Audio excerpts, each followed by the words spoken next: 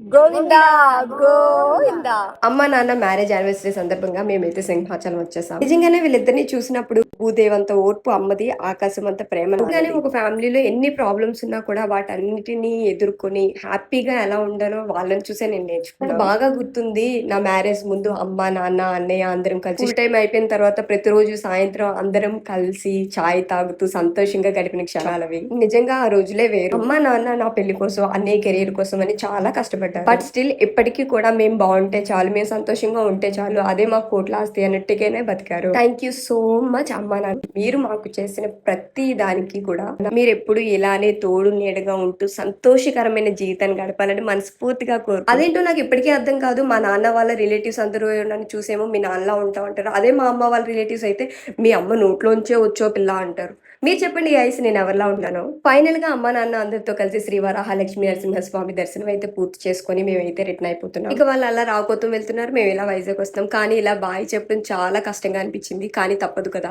Next వీడియోలో మళ్ళీ కలుద్దాం. This is Bubbly Chandra signing up today. Bye bye, take care.